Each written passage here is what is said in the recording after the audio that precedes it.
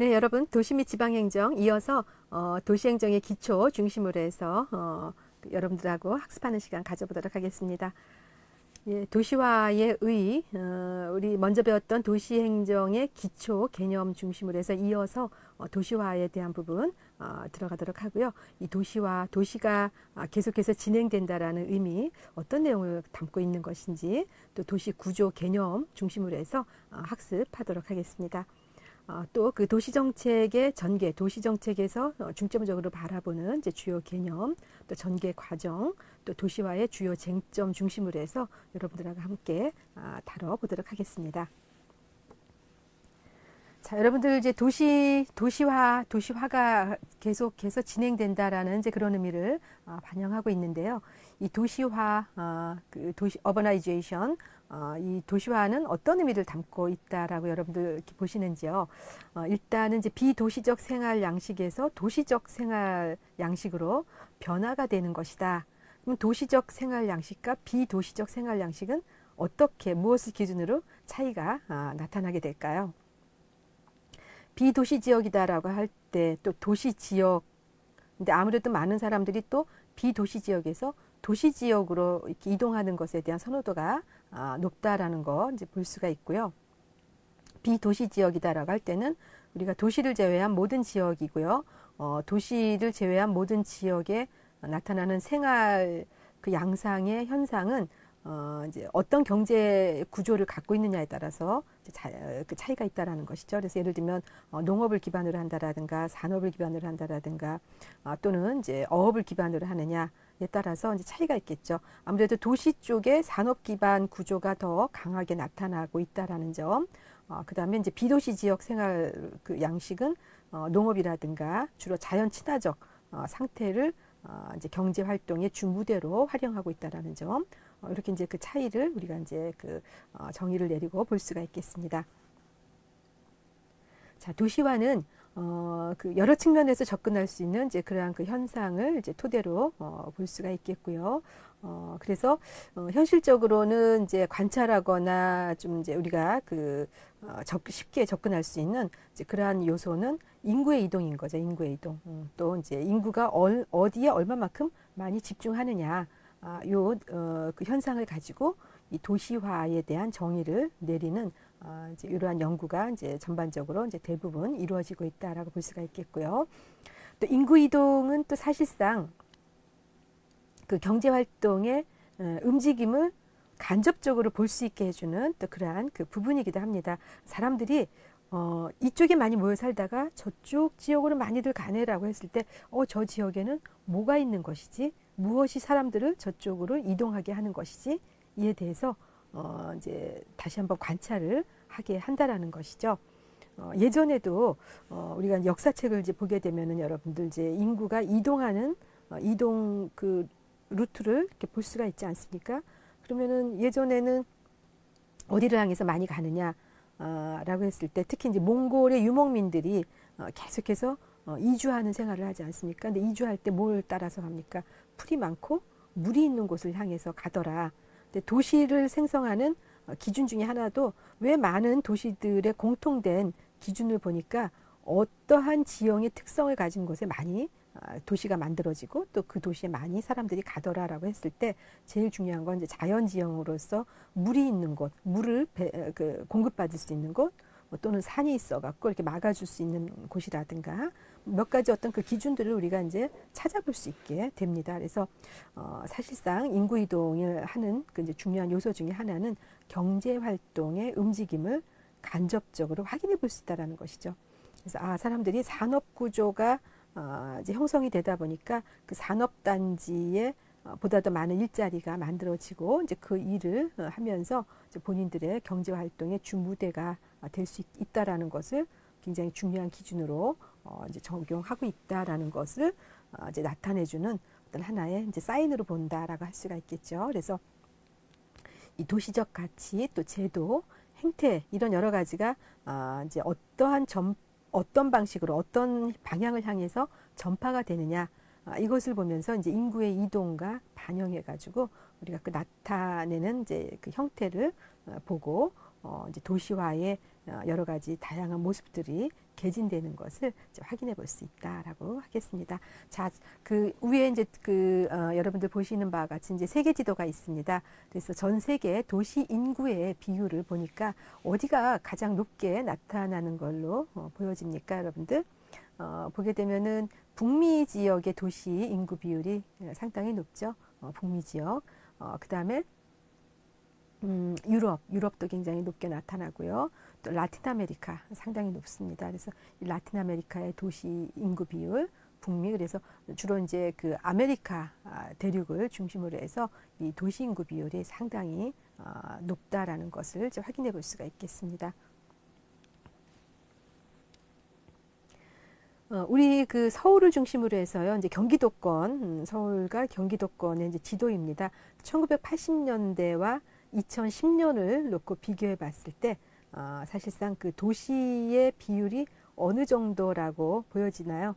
엄청나게 많은 그 도시화의 그 전환이 있었다라는 것을 확인해 볼 수 있는 이제 대표적인 지도인 것 같아요. 예전에는 서울과 인천이 이제 그 도시로서의 영향력을 이제 가장 크게 가졌다라고 이제 하고요. 특히 이제 인구가 50만 명 이상인 도시 1980년대를 보게 되면 서울과 인천이었어요. 이제 두 군데만 인구 50만 명 이상인 도시였는데 2010년을 기점으로 봤을 때 뭐 비약적으로 이제 많이 성장을 하는 이제 그런 모습을 이제 보여주고 있는 것이죠. 그래서 서울 중심으로 해서 인천, 그 다음에 뭐 부천, 고양, 남양주, 성남, 안산, 수원, 용인까지 해서 상당 부분 인구수가 많이 늘어나는 이제 도시의 형태로 점차 변환이 있었다라는 점 확인해 볼 수가 있겠습니다. 자, 그러면 무엇이 이렇게 도시화를 계속해서 유도하게 하는 결정 요인이 된다라고 볼까요? 도시화를 결정짓는 결정 요인 무엇이라고 생각을 할까요? 아무래도 뭐 인구가 당연히 이제 중요한 요소이겠죠. 하우저는 도시화 수준을 결정하는 요인으로 인구 분포, 또 지역 간 이동이라는 이제 이러한 그 측면에서 개별 국가의 총 인구 규모가 대비 몇 명이 그 지역에 모여 살고 있느냐를 가지고 이제 도시화를 이제 반영한다라고 보고요. 또 인간의 정주 형태, 어떠한 형태로 거주하느냐의 이 형태를 기본적으로 결정한다라는 측면에서 이제 자연환경 구조, 사람들이 많이 모여서 살기 좋은 곳에 어쨌든 많은 인구가 집적하는 이제 그런 현상을 가질 수밖에 없다라는 것이죠. 또 한 가지는 생산력을 가속화시키는 원동력이라는 측면에서 이제 기술 발전의 힘이 도시화를 결정짓게 한다라고 합니다.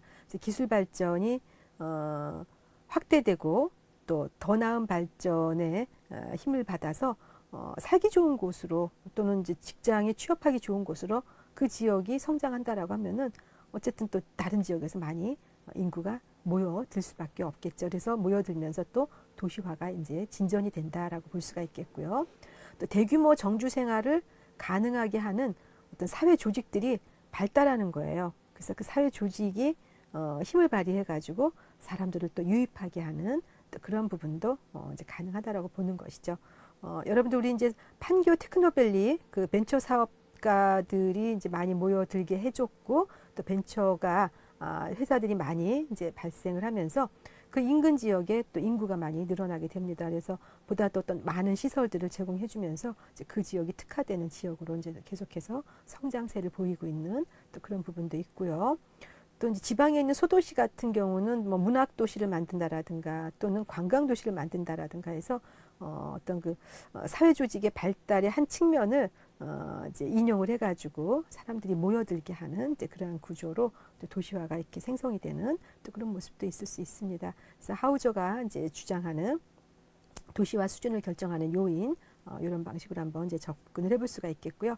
또 이제 개발도상 국가들이 아무래도 도시화가 빠르게 진전되는 이제 그래서 우리는 도시화의 팽창이다라는 표현도 씁니다. 개발도상국 같은 경우에는 이제 이 도시화가 보다 더 빠른 속도로 개진되고 있다라는 것도 하나의 특징이고요.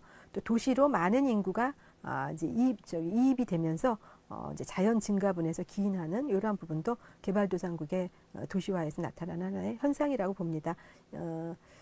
또 그 다출산을 하는 거죠. 그러니까 이제 경제적으로 여건이 되니까 다출산을 해서 개발도상국가 같은 경우는 계속 이제 산업 구조가 팽창되는 이제 그러한 특징을 갖고 있다 보니까 또 인구의 자연 증가도 이제 같이 나타나는 이제 그런 어떤 하나의 속성을 보여주더라라고 합니다.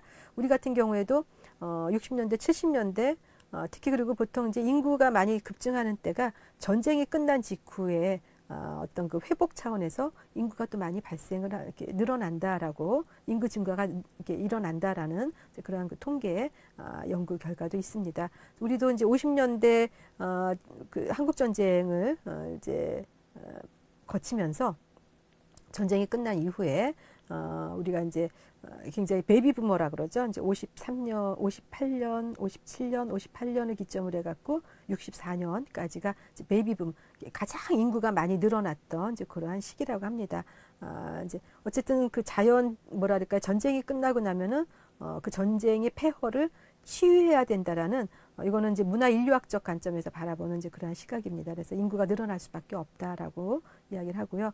우리는 이제 인구가 과도하게 좁은 국토인 것에 반해서 과도한 인구 증가가 오히려 사회 문제가 된다라고 해서 인구의 그 증가를 억제하는 정책을 했었어요. 근데 지금은 굉장히 후회하는 그러한 정책이라고 얘기를 하죠. 오히려 이제 인구가 너무 줄어들어서 국가 경쟁력을 굉장히 훼손시킬 수 있다라는 것에 또 이제 정부 차원에서는 이제 굉장히 주목을 하고 있는 또 그런 상황까지 왔습니다. 주로 이제 개발도상국 시기에는 어쨌든 이제 경제적으로 팽창되는 이제 그런 시기다 보니까 인구 증가도 있고 또 도시 증가가 확대되어지는 이 하나의 이제 현상이 특징이다라고 흔히들 이제 평가를 내리고 있습니다. 자, 도시의 구조적인 전환도 우리가 이제 볼 수가 있는데요. 이 그 도시화는 이 무한 경쟁 시대에 이제 도래가 된다라는 거예요. 막 경쟁이 계속 끊임없이 나타나는 것이죠. 우리가 이제 농촌에서 농업에 종사를 한다라고 할 때는 그다지 경쟁적인 필요가 없었어요. 그냥 자연 환경과의 그 싸움인 거죠. 자연을 잘 다스리고 자연에 친화적으로 움직이면은 일정한 그 기본 생산 구조는 갖춰졌다라고 보는 것이죠. 그러나 도시에 이제 이입이 되고 이 도시 정부를 통해 가지고 나타나는 여러 가지 현상들은 경쟁을 통해서 취득을 해야 되는 굉장히 각축전을 벌이는 이제 그러한 그 생태계로 이제 치열하게 들어오기 시작을 했다라는 것이죠. 그래서 무한 경쟁 시대가 도래하게 되고 또 생산 요소 자체가 굉장히 이동적이고 그러다 보니까 이 도시에 대한 새로운 인식을 좀 이제 갖고 또 이 도시 자체의 구조적인 전환도 필요하다라는 이러한 시각에서 접근이 이제 있을 수 있다라고 봅니다. 그래서 우리나라 같은 경우에도 이 도시화에 대한 이제 그 어떤 정책 방향을 이제 제시하고자 할 때 도시의 이농 향도라 그래서 농촌에서 도시로 이주해 오는 이것이 이제 초반에 도시화를 빨리빨리 이제 성장시키는 요소였다라고 했는데 지금은 뭐 그렇지는 않습니다. 도시 간 상호작용에 힘을 받아서 인구 분포가 더 큰 비중을 차지할 것이라고 보는 거죠. 그러니까 농촌 지역에서 도시로 이동하는 게 아니라 도시와 도시 간의 이동으로 인해서 어떤 도시의 쏠림 현상이 더 나타날 수밖에 없다라는 것이 이제 하나의 특징이다라고 볼 수 있고요. 또 개발도상국 도시화의 공통 특징 중에 하나는 이제 수위 도시의 이제 극단적인 인구 집중이 나타난다라는 거. 그러니까 수위 도시라는 건 뭐 그게 꼭 그 수도가 되든 또는 이제 수도권 그러니까 그 나라에서 이제 가장 핵심 요소로 이제 자리하는 이제 뭐 수도라든지 아니면 어떤 하나의 이제 경제권역의 도시라든지 특정 도시를 중심으로 해갖고 쏠림 현상이 나타난다라는 거죠. 우리나라 같은 경우는 대표적으로 이제 서울이죠. 서울. 일본도 동경 일극 중심이라 해서 동경 집중화 현상으로 인한 그 폐해, 도시 정책의 폐해가 굉장히 크다라고 평가를 내립니다. 그래서 이러한 이제 인구 집중 현상이 있는데 지금은 이제 완화가 되고 있는 것이죠. 그래서 혁신 도시를 이제 그 개발한다라든가 인근의 위성 도시를 많이 만들어서 건립을 하다 보니까 이제 서울로만 몰려드는 이제 서울 집중 현상을 이제 최소한 좀 이제 그 자제할 수 있게 해주는 완화시켜 줄 수 있는 이러한 부분들이 이제 점점점 더 커지고 있고 그래서 사실상 이제 인구가 줄어드는 면도 있지만 혁신 도시라든가 이제 지방에 있는 이제 도시들로 많이 빠져나가면서 이제 예전에는 1,000만을 넘어서서 굉장히 서울이 문제가 심각하다라고 했는데 지금은 1,000만을 넘어가지 못합니다. 이제 900만 정도에서 이제 왔다 갔다 한다라고 하는데 이제 이런 식으로 이제 완화되고 있다라는 부분.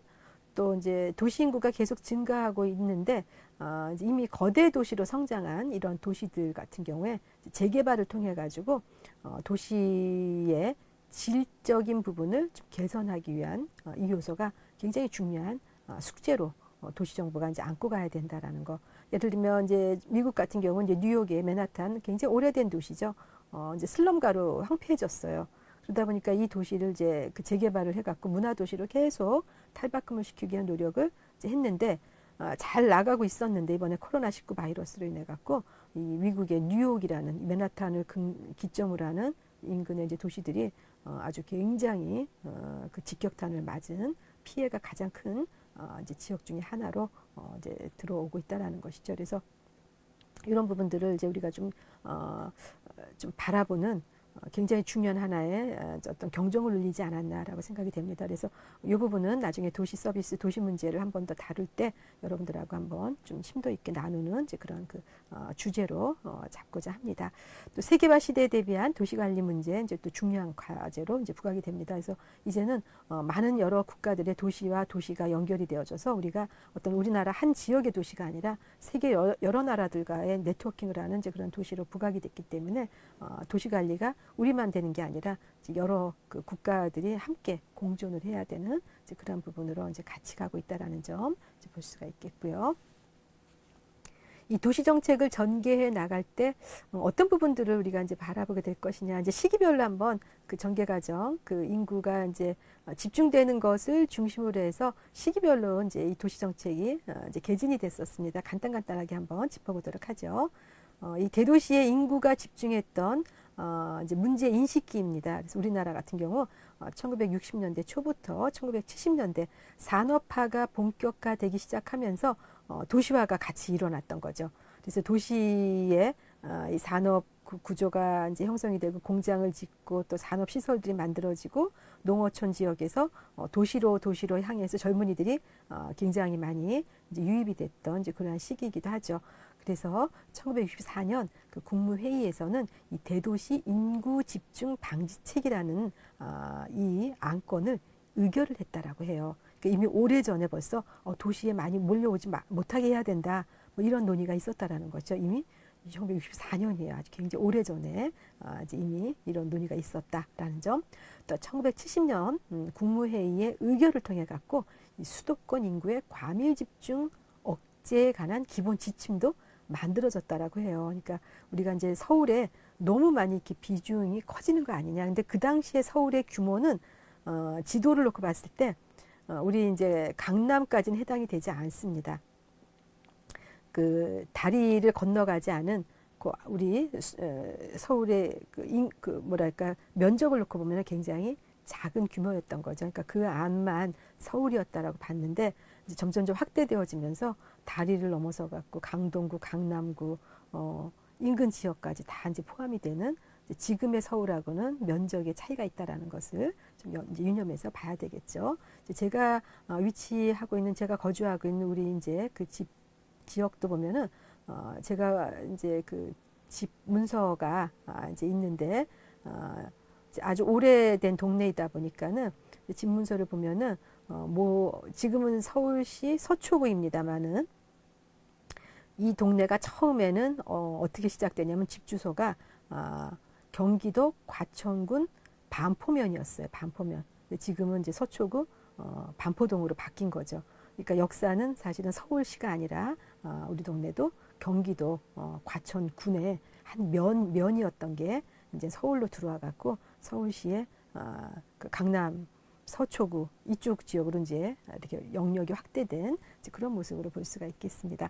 자, 여러분들 이제 이렇게 서울의 규모를 지금의 규모와 옛날에 그 60년대, 70년대 똑같은 그 비중으로 다루면 안 되고요. 과거의 서울의 그 면적은 굉장히 제한적이었고 굉장히 이렇게 작았다라는 거를 염두에 두고 이제 볼 필요가 있겠습니다.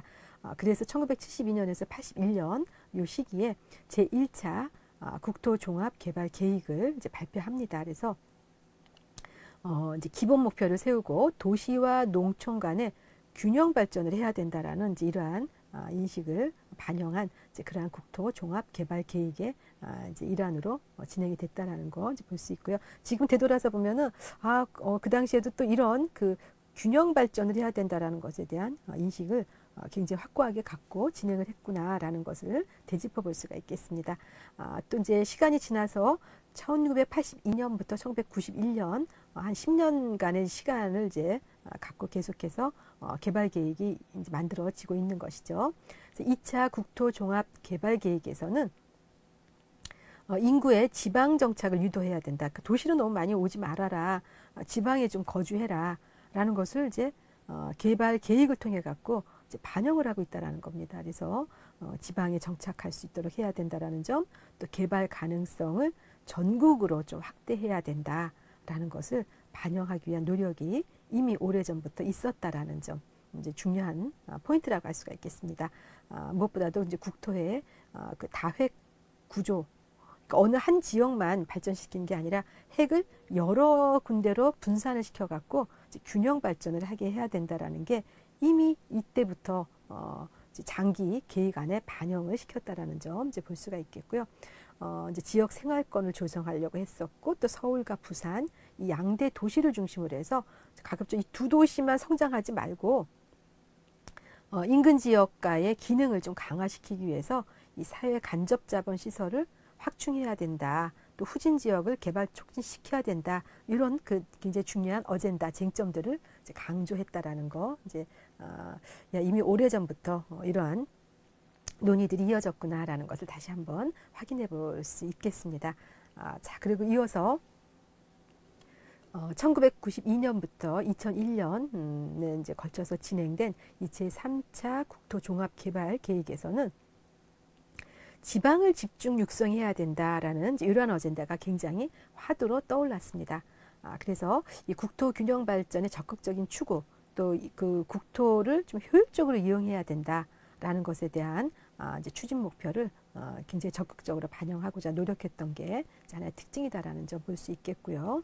또 이제 2000년부터 2020년 이제 최근까지입니다. 이제 20년간의 아주 굉장히 롱텀 플래닝이죠.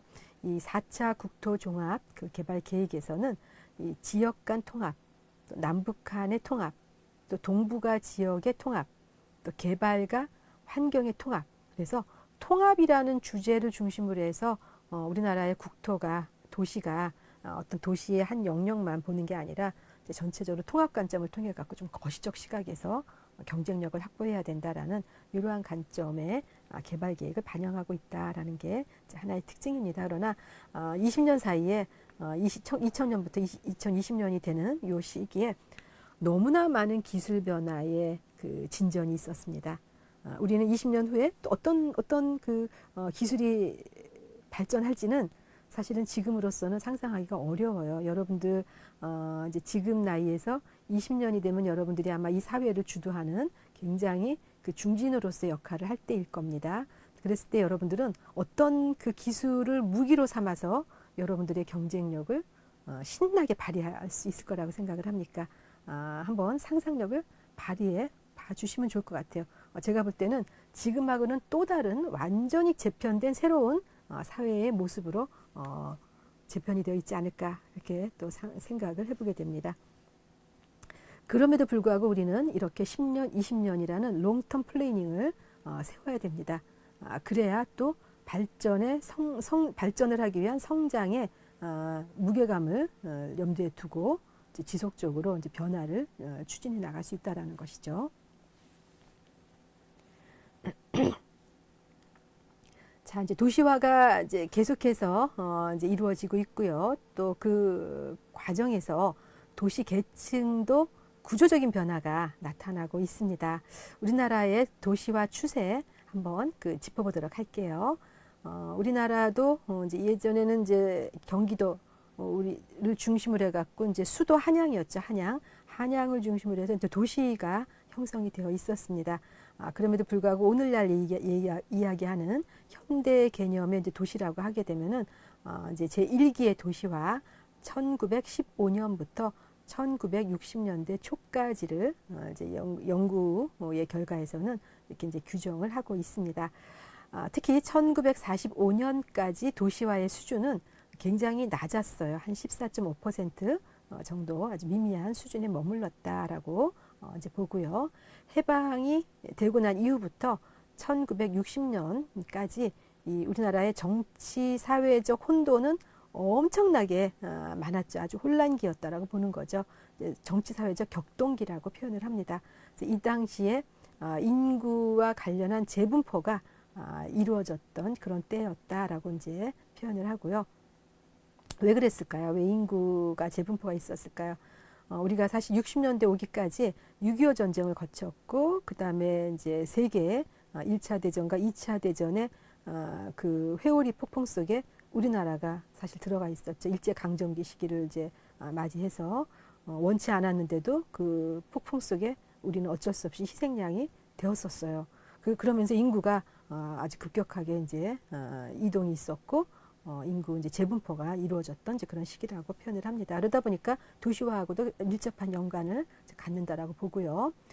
그래서 1960년 도시화율도 이제 35.8%로 이제 불과했는데, 전 국민의 3분의 2 정도가 이제 농촌 지역에 거주를 했었어요. 그러니까 이제 농촌 지역에 더 많이 있었고 도시화율은 그렇게 크지 않았다라고 볼 수가 있겠죠. 이제 왜 그러느냐? 60년이 됐어도 식민지 지배, 또 정부 수립, 또 어떤 그 전쟁의 영향으로 산업화에 대한 그 도시 인구의 성장은 그다지 이렇게 크지 않았다라는 것이 이제 당시의 상황이었다라고 분석이 되고요. 또 이제 2기의 도시화는 이제 1960년대 초부터 제가 이제 현재라고 썼지만은 이건 아마 2000년대 한 중반 정도까지 우리가 잡아야 되지 않을까 싶어요. 이제 급속한 산업화를 추진하면서 도시 내의 제조업이나 서비스 산업이 엄청난 속도로 이제 팽창을 하기 시작을 합니다. 그러면서 취업의 기회가 굉장히 활성화되는 거예요. 그 다음에 1980년대, 90년대 이 당시에는 우리나라가 이제 88년도에 서울 올림픽을 이제 개최하면서 그 88 올림픽을 기점으로 해가지고 취업 구조가 확 바뀌게 되죠. 왜냐하면 정보통신 사회가 도래를 했기 때문에 정보화 사회의 새로운 기반의 일자리가 만들어지고 그러면서 이제 그 도시화의 어떤 그 특징 흐름 변화도 달라지기 시작했다라는 것을 이제 확인해 볼 수가 있겠습니다. 도시화가 빠른 속도로 이제 진행이 되고 2005년 이르러서는 도시화의 그 비율을 보면 86.5% 굉장히 빠른 속도로 도시에 많은 인구가 모여들기 시작했다라는 것을 확인해 볼 수 있는 이제 그러한 그 기점이라고 볼 수가 있겠죠. 다시 말하면 전체 인구 중에서 5분의 4가 넘는 인구가 도시에 살고 있다라는 겁니다. 그래서 농어촌 지역 인구보다는 이제 도시 인구가 훨씬 더 비중이 커졌다라는 것을 우리가 이제 검증해 볼 수 있겠고요. 그래서 여러분들 이제 요 표를 보게 되면은 이제 40년대, 그다음에 60년대, 그다음에 2000년대 이제 도시에 그 모여 살고 있는 인구의 이제 그 그림을 보여주는 거예요. 그러면 지금은 어떻습니까? 2000년대 이후부터는 전국의 거의 많은 그 도시의 인구 비중이 높아지고 있다라는 것을 이제 그 동선을 통해 가지고 이제 확인해 볼 수 있다라는 점. 그래서 도시화율과 이제 시간을 놓고 봤을 때 이제 점점 도시화의 비중이 훨씬 더 확대되고 있다라는 거. 어떤 하나의 뭐랄까 방향성인 것처럼 이제 그 성장 거점이 이루어지고 있다라는 것을 이제 확인해 볼 수가 있겠습니다. 우리나라의 도시 계층의 이제 구조 변화 이제 보게 되면은 2005년 이제 기점으로 해서 인구의 87%가 그 인구 규모 2만 이상의 도시에 거주하고 있다라는 것이죠. 그러니까 2만 명 이상의 도시. 여러분들 우리가 지금 이제 성남시 분당구예요. 분당구만 한 구만 인구 분포를 보면은 약 18만 명이라고 이야기합니다. 18만 명. 18만 명이면은 우리가 이제 인구 규모 2만 이상이니까 성남시의 분당구에만 한 18만 명이니까 굉장히 인구 밀도가 높은 케이스에 해당이 된다라고 볼 수 있겠죠. 그래서 한동안은 성남시에서 분당구가 분당시로 빠져나오겠다라는 이제 그러한 이제 주장도 있었어요. 그러니까 인구 분포를 보고 봤을 때는 하나의 작은 시로 운영을 해도 큰 무리가 없을 것이다. 그래서 굳이 성남시로 들어가지 않고 분당시로 빠져나와도 된다라고 했는데, 이제 성남시 입장에서는 이제 분당구에서 들어오는 이제 그 세입원이 굉장히 큰데 그걸 놓칠 수가 없겠죠. 그래서 어쨌든 이제 지금은 이제 계속해서 성남시 분당구로 이제 들어가 있습니다. 그런 정도의 이제 규모 수준을 보면 되겠고요. 2000년을 기준으로 해서 5만 이상 도시 수는 전국적으로 한 81개 정도가 있고 100만 이상 도시가 한 8개 정도 되고요. 1989년도에 비해서 이제 많이 늘었지만 2개 정도 늘었지만 전체 그 도시 인구를 중심으로 해서 봤을 때 이제 상대적 점유비는 한 64.4%라고 해서 오히려 조금 이제 줄어드는 이제 그런 모습으로 이제 비교 분석을 해볼 수가 있겠습니다.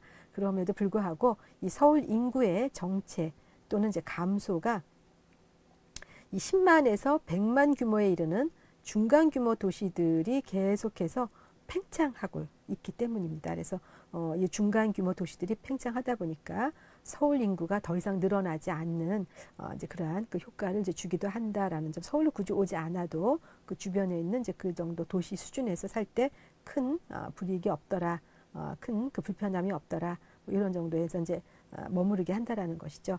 그런데 최근에는 또 혁신 도시로 많이 이제 이주를 하다 보니까 이제 수도권 인구가 감소하게 하는 요소도 있고 또 저출산의 영향에 이제 그 힘을 받아서 결국 서울 인구가 이제 더 이상 늘어나지 않는 이제 그런 수준에 머물고 있다라는 또 그런 평가도 이제 두 가지 그 트랙에서 나타나고 있기도 합니다.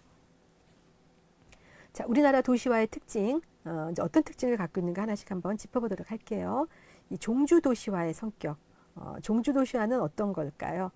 개발도상 국가들에서 나타나는 현상 중에 하나입니다만은 이제 대개는 그 대도시의 산업 구조라든가 또는 산업 시설이 많이 몰려들면 당연히 인구도 많이 몰려들겠죠. 그래서 대도시의 산업과 인구가 집중하여서 그 도시 중심으로 이제 발전이 이루어진다라고 할 때 종주도시라고 표현합니다. 종주는 종잣돈, 쌈짓돈인 것처럼 그 도시가 있어서 이제 전체적으로 그 도시의 힘을 받아서 이제 움직여 나간다라고 보는 거죠. 그래서 종주도시화 현상을 체험하게 되는데 우리나라도 마찬가지인 거죠. 우리도 이제 개발도상 국가를 거쳐서 굉장히 빠른 시간 내에 사실 선진 국가로 이미 이제 들어왔다라고 보여지고요. 이번에 코로나19 사태를 대처하는 과정을 통해서 세계 여러 나라의 이제 그 주목을 받고 우리나라의 위상이 강화되고 우리가 굉장히 많은 저력을 가지고 있어서 아마 이제 앞으로 그 세계 무대에서 우리나라가 이제 굉장히 주도적인 역할을 할 수 있을 것이다에 상당히 많은 신뢰를 얻었다라고 이제 평가를 받습니다. 우리도 그러나 이제 개발도상 국가의 시기를 사실은 이렇게 오래 되지 않은 얼마까지 이제 경험을 했다라는 점, 그 과정에서 이제 수도권 서울을 중심으로 해서 이제 종주 도시화 현상이 있었다라는 점 하나의 특징이라고 볼 수 있겠고요. 아무래도 이제 종주 도시가 되면은 사람이 많이 몰려 들어가고 문제가 발생하고 꼭 그 부정적인 요소만 있느냐 하면 그건 아니고요. 종주 도시가 있음으로 인해서 이곳이 핵이 돼서 성장의 거점이 될 수 있었다라는 것이죠. 그리고 또 그 힘을 발휘해서 많은 것들을 끌어들임으로 인해서 세계 도시가 되기 위한 어떤 하나의 특징적인 요소들을 이제 반영할 수 있기 때문에 나름대로 갖는 굉장히 그 위력도 또 놓칠 수가 없습니다. 그래서 또 이 정도 규모의 도시를 갖고 있다라는 것도 또 국가로서는 경쟁력을 확보한다라는 면에서는 중요한 포인트가 될 수 있겠죠. 미국이라는 나라에 뉴욕이 없다면 어떻겠습니까? 뉴욕이 갖는 상징적 이미지가 굉장히 크죠. 그 다음에 우리가 보통 이제 일본 그러면 다 동경, 도쿄, 오사카를 이야기합니다. 그만큼 큰 도시가 있다라는 것은 그 나라의 그 어떤 영향력 또 경쟁력을 발휘할 수 있는 도시의 이미지를 제고시켜 준다라는 면에서 굉장히 또 중요한 포인트가 될 수 있겠고요. 우리가 중국 그러면은 또 베이징, 상하이 표현하지 않습니까? 이런 식으로 해서 도시 큰 대도시가 갖는 영향력이라는 것을 또 우리가 놓쳐서는 안 되겠죠. 또 한 가지는 이 대도시권의 그 외연적 확산이라는 것도 우리나라 도시가 갖고 있는 특징입니다. 산업화 과정을 거치다 보니까 도시화가 계속해서 이제 발생을 하게 되고 이 대도시권을 중심으로 해서 발전을 하고 또 교통 통신도 발전을 하고 또 그 도시의 경제적인 그 영향력이 커지면서 소득 수준이 향상이 되는 거죠. 그래서 이 거주 환경이 도시에 사니까 적어도 요 정도의 삶의 질을 어느 정도 이제 만끽할 수 있더라. 그래서 삶의 질이 나아지고 깨끗한 시설을 통해 가지고 편리하게 활용할 수 있겠구나. 뭐 이런 것들이 사실은 이제 대도시권을 중심으로 해가지고 계속해서 이제 도시화와 그러니까 영향을 받아서 연결되면서 이제 나타나는 현상이라고 볼 수가 있겠고요. 대도시로 성장하는 기존의 도시가 이제 사람이나 물자 또 정보 이런 여러 가지 요소가 이제 흐름을 같이 갖추면서 이제 주변부에 영향을 준다라는 것이죠. 그래서 이 대도시권에 이런 그 새로운 기술이 등장하고 이걸로 인해 갖고 사람들의 삶의 질이 높아졌네라고 하면 그 주변에 있는 다른 도시에까지도 영향을 미쳐서 같은 파급 효과가 나타나게 된다라는 점, 그래서 외연적 확산이 일어난다라는 점을 강조할 수 있겠고요. 그래서 이제 중심부와 주변부라는 이질적인 성격이 어쨌든 존재하지만 이런 것들이 결국은 이제 상호 연결 구조를 갖게 되면서 통합 공간으로 이제 형성하게 되는 거죠. 예를 들면 우리가 이제 서울에서 생활을 하지만 인근 주변에 있는 이제 뭐 판교나 성남이나 분당이나 수원이나 다 이제 같은 메커니즘으로 연결고리가 이어져서 이제 같은 모습의 그 생활상을 사실은 이제 만끽할 수 있게 해주거든요. 그래서 이런 그 통합 공간이라는 이런 관점에서 외연 확대가 확산이 이루어진다라는 점 볼 수가 있습니다. 자, 여러분 이제 우리 그 도시화가 이제 일어나는 과정, 개발도상 국가 같은 경우 이제 도시 산업의 성장 속도에 비해서 도시 인구 증가는 훨씬 더 빠르게 나타나는 게 또 하나의 특징입니다.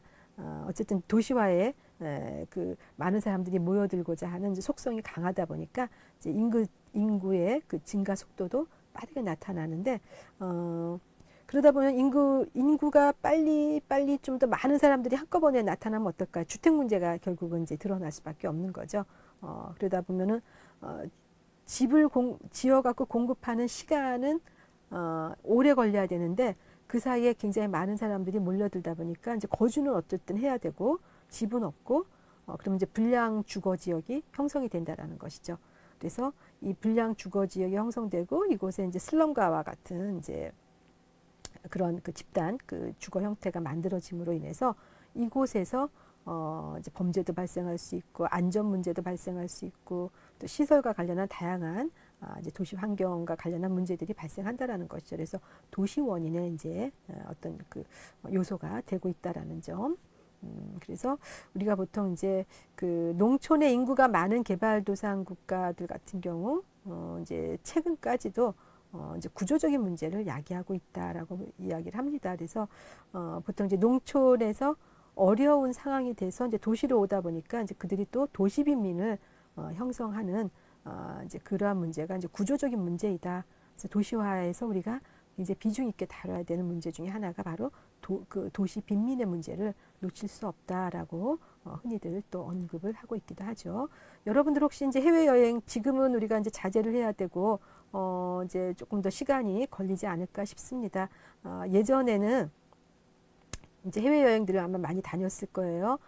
저도 사실은 이제 그 학생 때 이제 배낭 여행이라 그래서 정말 모험심을 갖고 이제 도전을 해봤던 이제 그런 적이 있습니다. 그 당시에는 배낭여행이 이런 개념이 없을 때였는데, 근데 여러분들 이제 인도를 여행해라. 인도를 가면 이제 삶을 다시 바라보게 된다.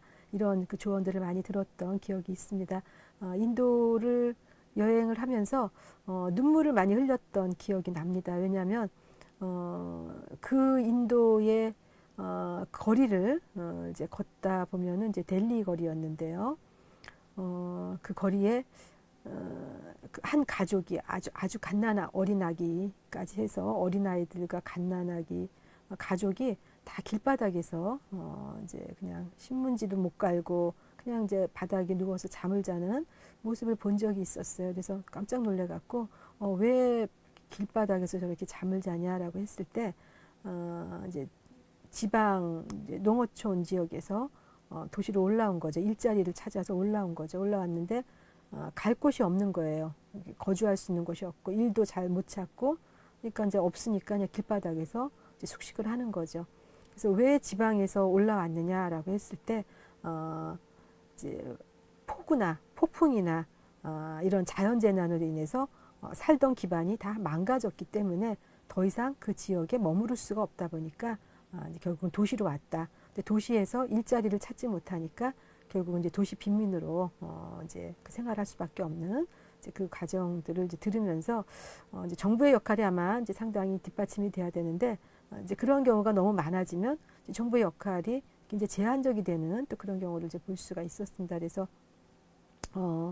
이 도시화의 문제는 우리가 여러 그 경로를 통해서 여러 차원에서 좀 접근해 볼 수 있는 그런 굉장히 중요한 이제 아젠다를 갖고 있다라는 점을 여러분들 늘 염두에 두고 이제 볼 필요가 있겠습니다. 자, 이 도시화와 이제 도시 행정, 우리 이제 도시화에서 계속해서 새로운 현상들이 많이 나타나요. 이제 기존의 주민과 또 직주 통근자 외에 새로운 도시 이용자들이 증가한다라는 거죠. 그러니까 기존에 그 지역에 살았던 원주민들이 있고요. 또 이 지역에 통근을 하는 경우도 있고, 또 이 지역에서 다른 지역으로 또 통근을 해야 되는, 일을 하러 가야 되는 이러한 경우도 있고, 또 이 도시에 들어와서 잠깐 이용을 하고 나는 또 다른 데로 가겠다라고 해서 이 도시 이용자들의 형태가 조금씩 다 달라진다라는 것이죠.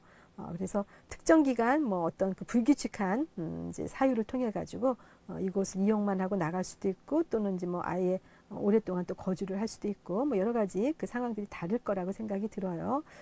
또 어떤 곳은 교통이 좋아갖고 그곳을 꼭 이제 거치지 않으면 안 되다 보니까 잠시 교통 때문에 거쳐가는 또 그러한 그 경우의 도시도 있습니다. 대표적인 곳이 이제 천안이죠. 천안은 전국에서 많은 그 교통의 요지여 갖고 예전에는 이제 천안은 교통의 요지였다라고 했는데 지금은 조금씩 이제 바뀌어가죠. KTX역을 중심으로 해갖고 또 이러한 그 구조적인 모습들이 달라지는 것을 이제 볼 수가 있습니다.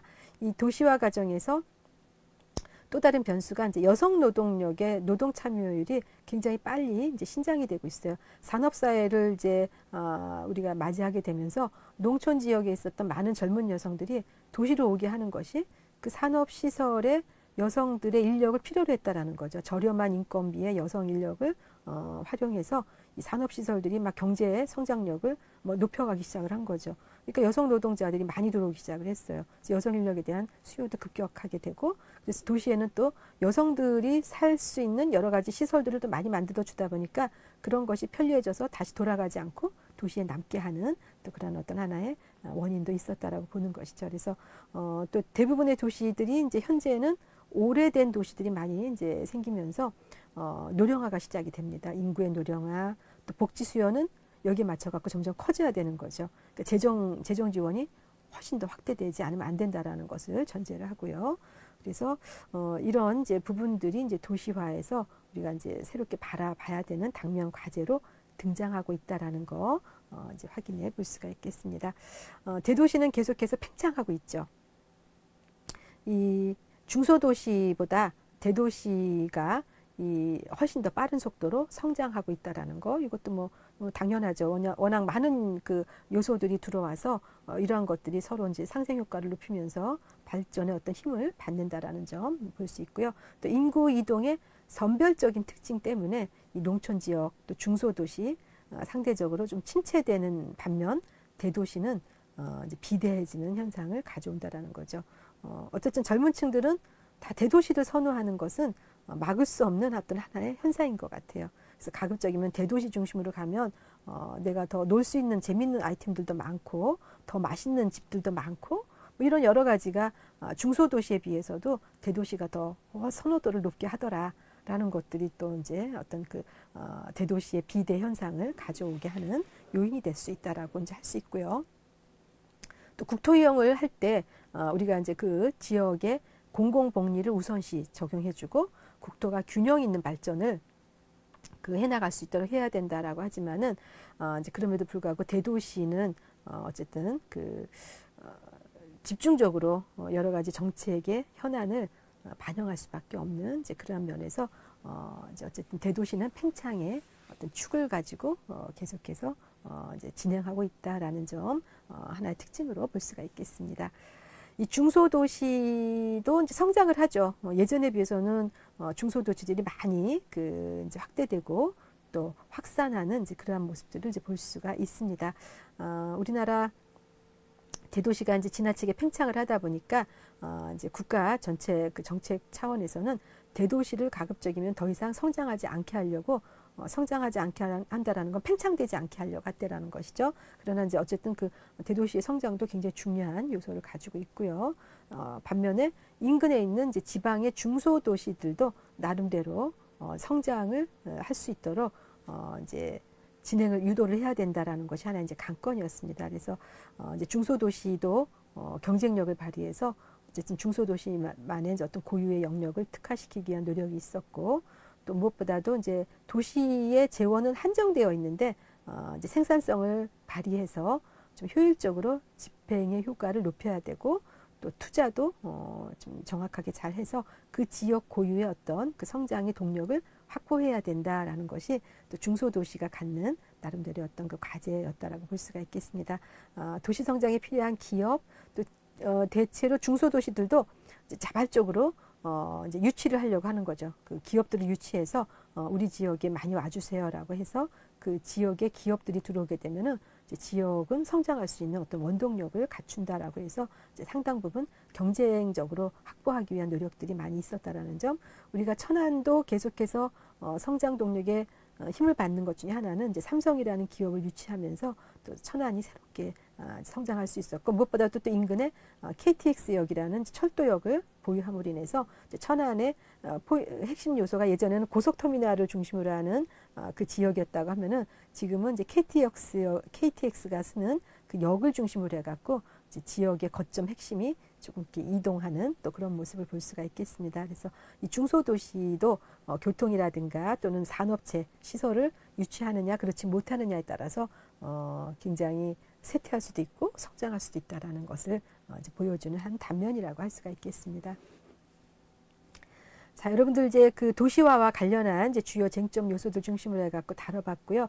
여러분들 생각할 때 이제 도시화가 갖는 의미, 어떤 내용을 담고 있는지 한번 정리해 주시기 바랍니다. 또 도시화가 발생하는 이유, 여러 요인들이 있겠습니다만은 우리가 이제 기존의 도시화가 생성됐던 그 시기별 접근을 통해 가지고 당시에 하고 지금하고는 뭐 엄청난 차이가 있지만 어쨌든 이제 그 발생의 원인들, 요소들 중심으로 해갖고 확인을 해봤습니다. 여러분들 한번 정리해 주시기 바랍니다.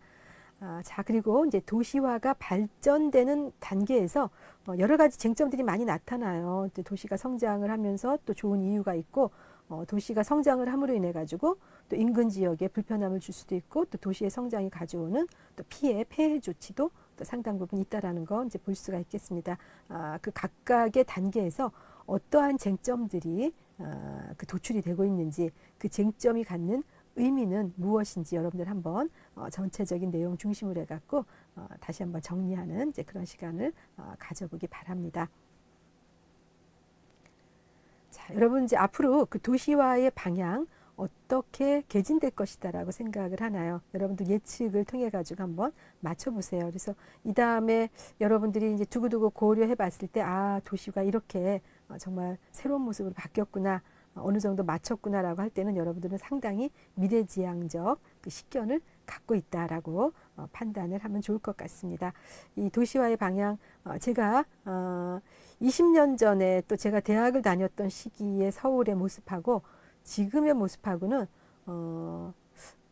어떨까요? 엄청나게 변했다라고 생각이 들어요. 도시의 어떤 기본적인 서울이라는 모습은 가지고 있지만, 그러나 이 안에 인프라라든가 또는 이제 도시의 동해 면면을 놓고 보게 되면은 상당 부분 많은 변화가 있었던 것은 틀림없습니다. 무엇보다도 공원과 자연 친화적 그 산책로를 많이 만들어서 이전에 비해서는 훨씬 더 걷기 좋은 길을 많이 만들었다라는 거, 이것이 가장 획기적인 변화 아닌가 또 그렇게 생각을 해봅니다.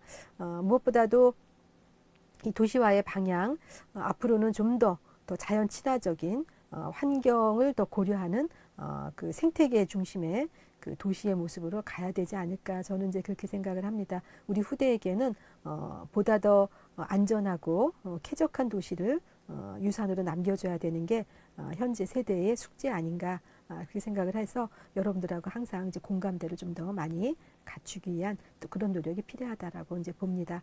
그래서 지금 가급적 재개발하지 말고 많은 개발을 지금 하려고 하지 말고 최소한만 쓰고 우리는 남겨줘야 된다. 그래서 여러분들이 좀 더 나은 그 기술을 통해 가지고 개발을 해서 더욱더 안전하고 환경 친화적인 도시로 가게 해줘야 된다라는 것을 저는 이제 주장을 하고 있습니다. 우리가 많은 것을 개발해서 우리가 다 쓰려고 하지 말고 최소한만 쓰다가 여러분들에게 깨끗하고 안전한 모습으로 넘겨줘야 된다라는 것이 우리 세대가 유념하고 또 풀어야 되는 숙제라고 생각을 합니다. 자, 여러분들도 한번 그런 관점에서 고려를 해주시기 바라고요. 또 미래 도시 문제 쟁점 어떤 부분들이 쟁점의 어젠다로 들어와야 된다라고 보는지 이 부분 중심으로 해갖고 여러분도 한번 정리해 주시고요. 우리 퀴즈 풀기 통해 가지고 다시 한번 최종적으로 여러분들의 의견을 개진해 주는 시간 가졌으면 좋겠습니다. 자, 여기까지 마치겠습니다. 수고 많으셨습니다.